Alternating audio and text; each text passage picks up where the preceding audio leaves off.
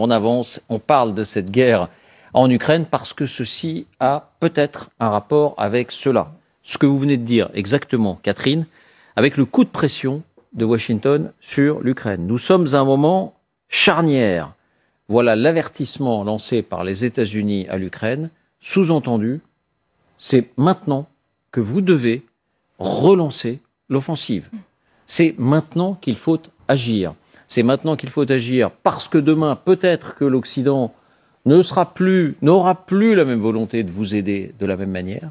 C'est maintenant qu'il faut agir parce que c'est maintenant qu'il y a une opportunité avant peut-être le 24 février, avant peut-être le printemps et ce qui peut se passer ensuite. C'est maintenant qu'il faut montrer à tout le monde que vous pouvez agir.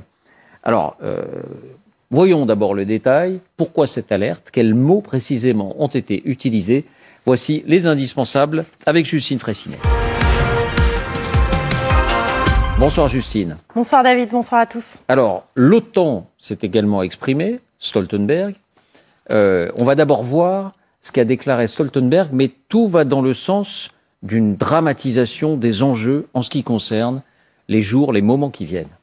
Effectivement, le secrétaire général de l'OTAN, Jens Stoltenberg, s'exprime en marge d'une réunion du comité militaire. En clair, c'est une réunion des chefs d'état-major des pays de l'Alliance.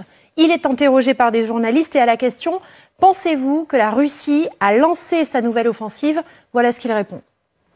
I think the reality is that we have seen the start already.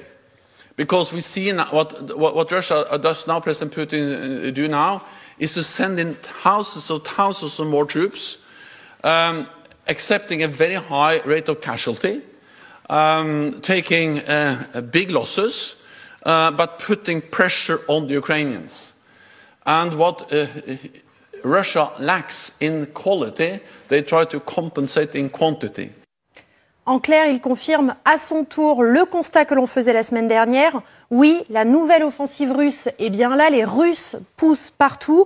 Ils sont à l'initiative avec plus d'hommes et plus d'artillerie quand les Ukrainiens sont sur le reculoir. Et les Américains soulignent donc, à leur manière et avec leurs mots, l'importance de ce moment qu'ils jugent critique.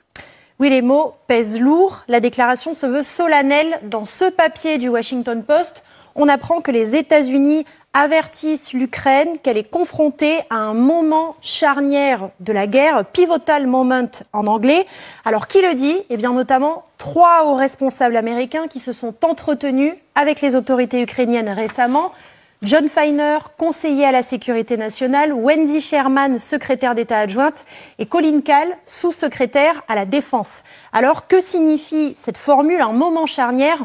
Eh bien, dans leur esprit, c'est une sorte de coup de pression sur l'Ukraine. C'est le moment ou jamais pour les États-Unis que l'Ukraine prouve qu'elle peut mener une contre-offensive pour récupérer les territoires perdus.